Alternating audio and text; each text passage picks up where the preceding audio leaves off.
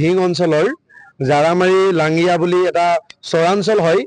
এই চৰাঞ্চলৰ ব্ৰহ্মপুত্ৰ নৈৰ দাঁতিকাষৰীয়া 150 বছৰৰ এক সংগ্ৰামৰ ইতিহাস আছে আৰু সেই ইতিহাসৰ আগ ধৰি এই অঞ্চলত আজি প্ৰায় 100 বছৰ ধৰি বিভিন্ন অনুষ্ঠান বিভিন্ন প্ৰতিষ্ঠান আৰু ইয়াত প্ৰাথমিক বিদ্যালয় আজি প্ৰায় 99 ইয়াৰ্ছৰ ওচৰতে প্ৰাথমিক বিদ্যালয় আছে। সেইখিনি কথা আমি ইতিমধ্যে গম পাইছোঁ। কিন্তু পেৰেলেল টু ডেট লাইন এতিয়া আপুনি গ্ল'বেলাইজেশ্যনৰ লগত খোজ দিব হলে নিউ এডুকেশ্যন পলিচি আহিছে।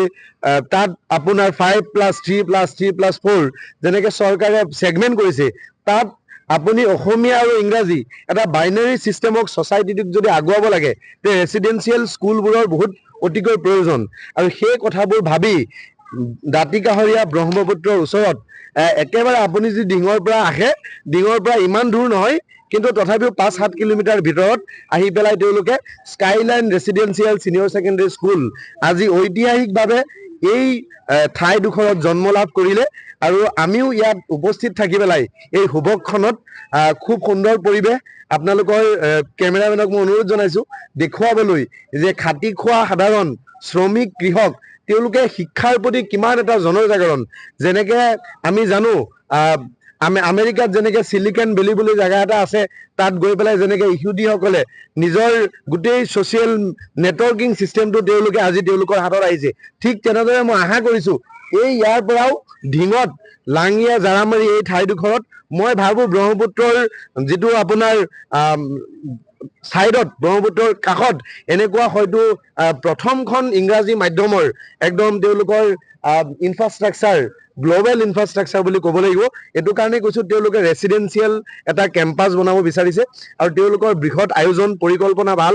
আমাৰ ফালৰ পৰা বেষ্ট উইচেছ থাকিলে। এই অঞ্চল সঁচাকৈ ব্ৰহ্মপুত্ৰৰ গৰাখহনীয়া অঞ্চল আৰু ব্ৰহ্মপুত্ৰৰ নিচেই ওচৰতে আছে। এই অনুষ্ঠান ইয়াত ব্ৰহ্মপুত্ৰ নদীৰ দাঁতিকাষৰীয়া অঞ্চলতে যে হ'ব ধৰিছে মই প্ৰথমতে উদ্যোক্তাসকলক ধন্যবাদ জ্ঞাপন কৰিছোঁ আৰু এই অঞ্চলৰ যুৱচামে যি এটা সুন্দৰ পদক্ষেপ হাতত লৈছে আমি আশা ৰাখিছোঁ এই অনুষ্ঠানৰ মাধ্যমেদি এই বৃহত্তৰ অঞ্চলত ইংৰাজী মিডিয়ামত শিক্ষাদান দি আমাৰ ছাত্ৰ ছাত্ৰীয়ে এই যুগত অন্ততঃ কিছু নহয় কিছু আগুৱাই নিব বুলি আমি আশা কৰিব পাৰোঁ। লগতে আমাৰ এই বৃহত্তৰ অঞ্চলত কোনো ধৰণৰ ইংলিছ মিডিয়াম স্কুল নাই। আজি এই অনুষ্ঠানৰ আমি শুভ উদ্বোধন কৰি এই অনুষ্ঠানৰ দ্বাৰা ভৱিষ্যতে এই অঞ্চলত নহয় বৃহত্তৰ লাঙিয়া অঞ্চলৰ ছাত্ৰ ছাত্ৰীসকলক উচ্চ শিক্ষাৰে শিক্ষিত বনাই সমাজৰ এজন সুস্থ নাগৰিক বনাব বুলি আমি আশা কৰিব পাৰি। All of them, those who are gathered here today, and today is a big day for us because today we are going to inauguration our school, our new chapter, and see, this area is very backward area, and all of you know that how much this competition is going on nowadays because of Assamese medium, because of medium. Many people, many students are getting too much trouble in their life.